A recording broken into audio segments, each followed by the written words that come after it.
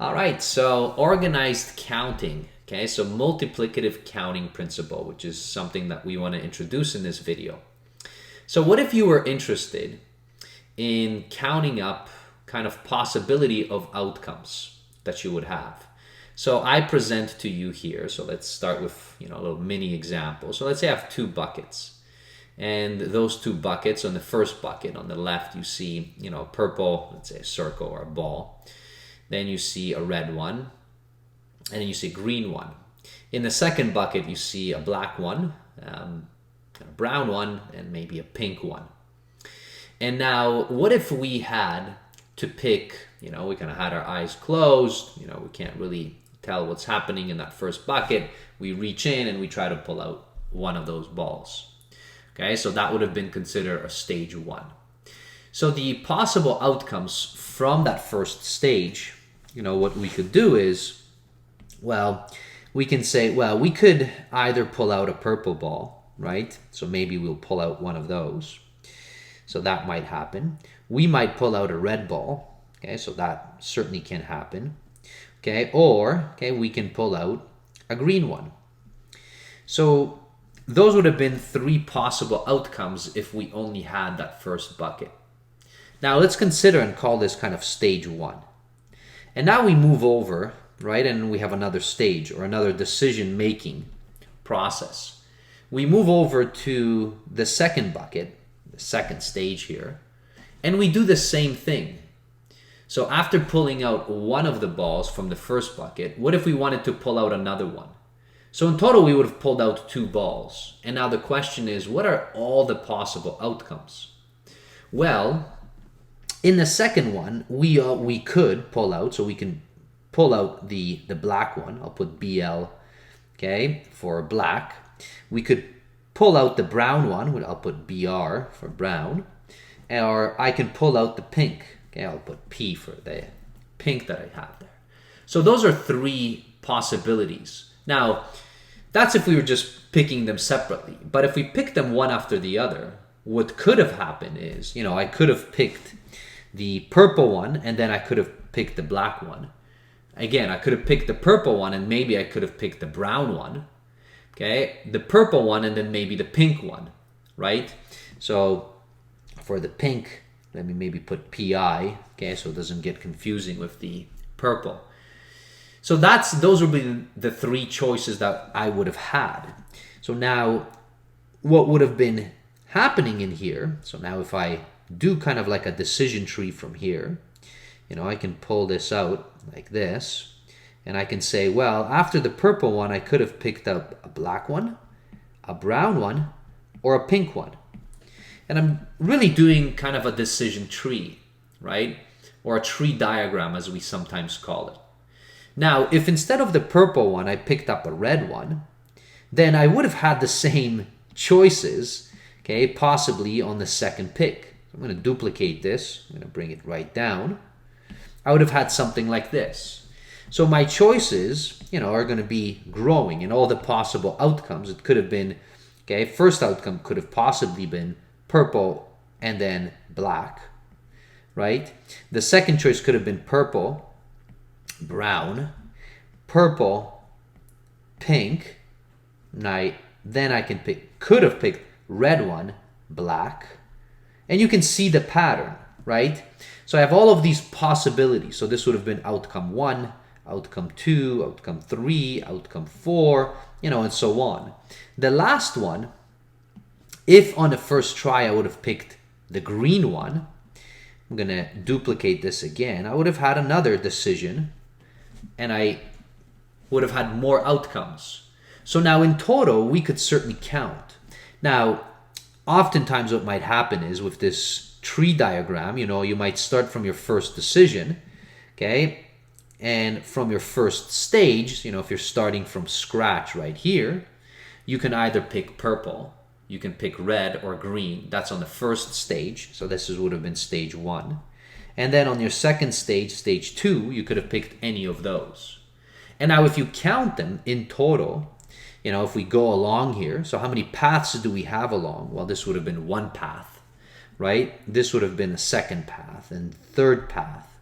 And again, we could have went here. So this is fourth path, fifth path, sixth path. And you get the idea. So what we have is we have 1, 2, 3, 4, 5, 6, 7, 8, 9. We have 9 possible outcomes from these two particular stages. Now, of course, you can draw these tree diagrams for yourself so you can visually see what happens.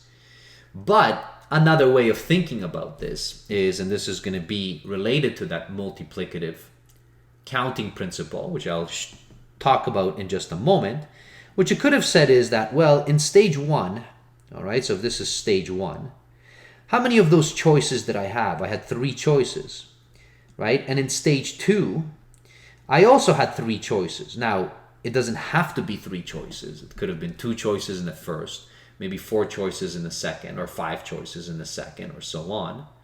And this can continue. We could have had many more stages, right? I could have had a third bucket, and again, different colors, or even the same colors. And I could have been pulling them off. And this could have kept going, to the fourth bucket and fifth bucket and so on. Now, trying to draw a decision kind of like this tree diagram for, 3 buckets or 4 buckets and 5, or if we had more items within each bucket, it would have been really cluttered. So one of the things that we want to be able to do is when we're doing organized counting, what we do is we kind of treat each stage and say, okay, so how many choices do you have? Well, I have 3 choices. How many choices in the second one? Well, I have another 3 choices. Again, remember, it could have been 4 choices or 5 or 6 or 2 or 1. Doesn't matter. And now notice, I can multiply these and it's going to give me exactly how many outcomes we saw from the tree diagram. And this will be the multiplicative counting principle, where we take each stage or each decision making and then we count how many of those actual outcomes we have in that particular stage. And then we take second stage and third stage, and all we do is we just multiply them together. And when we do the multiplication, we will actually find the total number of outcomes, which is exactly what we want. So this is the first example. Let's see another example. What if you had coin flips? And now you can do as many coin flips as you like. You can do 1 coin flip, right? So that could have been maybe stage 1. And then maybe we take the same coin and then we do another coin flip, right? Stage 2. Okay, and then we can do another one, which would have been stage 3. And now at each point or each decision, how many of outcomes, possible outcomes do we have? Well, a coin, assuming that it's fair, right? So it's 50-50. We either going to get a heads or a tail, okay, on the first stage. So that's what would have happened. We would have had either a head or a tail. That's what we would have flipped. Now, if you're thinking of tree diagrams, again, you can just go, okay, on the first stage, so this is my stage 1, I'll either get a heads or a tail. Now, if I pick up the coin again and I flip it, well, if I got a heads, again, I will have either a head or a tail. Okay, and if I had a tail, I would have again had a head or a tail. This would have been my second stage. And notice now how many possible outcomes after 2 stages. There would have been 4 possible outcomes, right? The possible outcomes would be head and a head, head and a tail, tail and a head, and a tail and a tail. That's what would have happened. Those would have been the 4 possible outcomes. And now you could have continued this and spent this through more stages, heads and a tail again, right? This would have been heads and a tail and so on. You can do that for the third stage.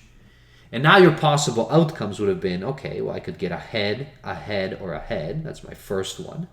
I could get a head, or a tail. That's my second one. And, you can continue this and then see all the possible outcomes that you would get, and you can count them up. Or you can do exactly what we just did above here, right? You can say, how many possible outcomes did I have in my first stage? Well, if I flip a coin, I'll get a heads or a tail. So I have 2 possible outcomes in the first stage. How many in the second stage right, after my first flip. Again, I can have 2. And then, you know, it can continue this. You know, how about in the third stage? Well, it doesn't really change for a coin, right? You always will get either a heads or a tail. And now if you multiply these together, so 2 times 2 is 4, and that's exactly what we've seen. 1, 2, 3, 4. Those are the first 4 outcomes after the first 2 stages. Now, if we introduce another stage, right, we get another outcomes. So now it's times another 2. So this would have given us 8 possible outcomes in total.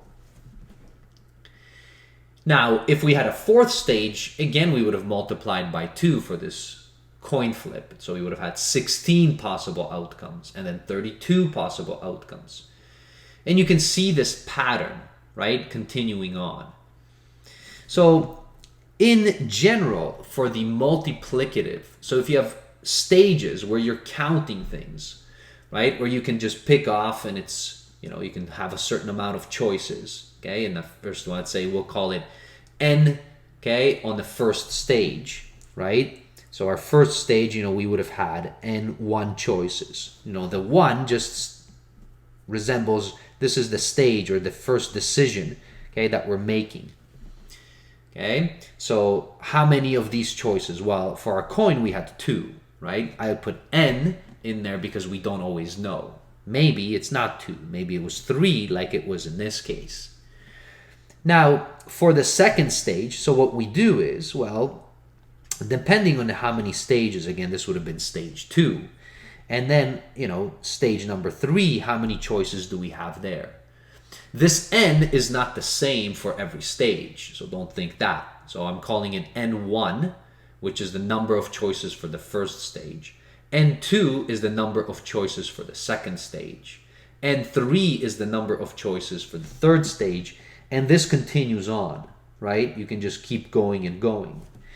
And if you multiply all these together, this is going to tell you how many total outcomes that we actually have in terms of our counting.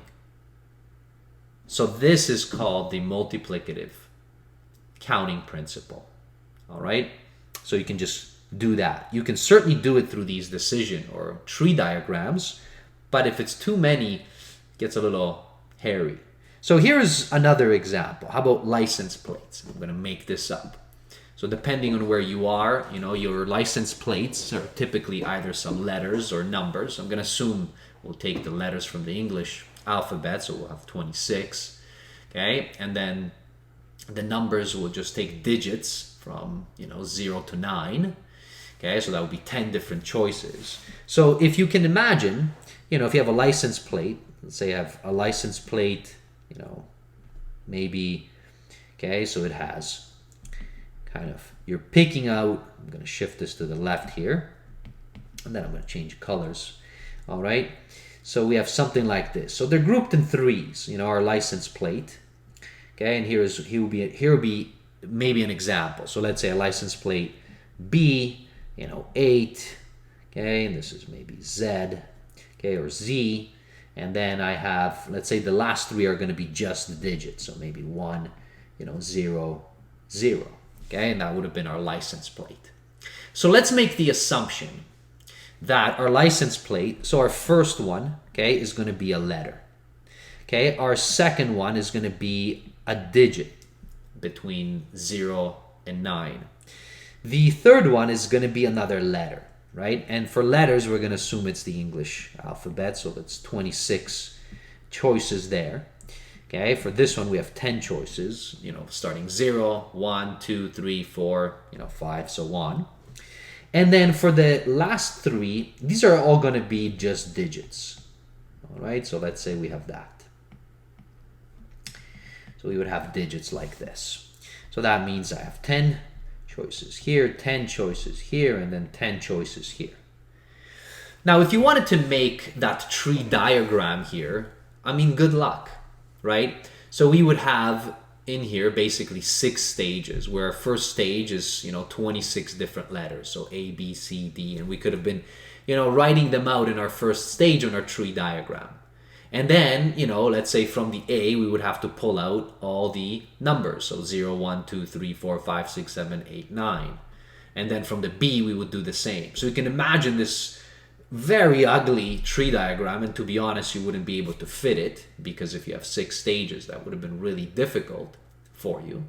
But if we're going to be using the multiplicative, right, counting principle, then what do? Well, on the first stage, we know, so how many total outcomes, how many total license plates could I generate? Assuming, like some of them are not, because sometimes they'll be illegal, right? Like you can't put them in there. Let's assume that we don't have that. So within here, so in stage 1, so my stage 1, so how many number of choices do I have? I have 26 choices in my first one.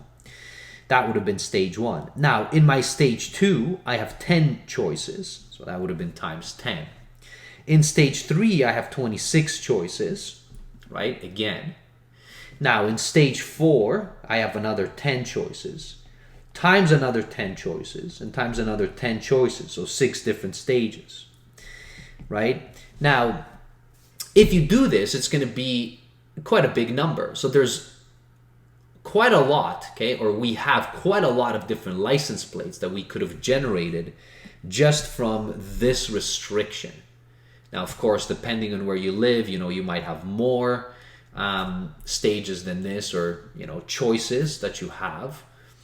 The letters and numbers might be intertwined. I don't know. I just made this one up, but I just wanted to show you that you can very easily count.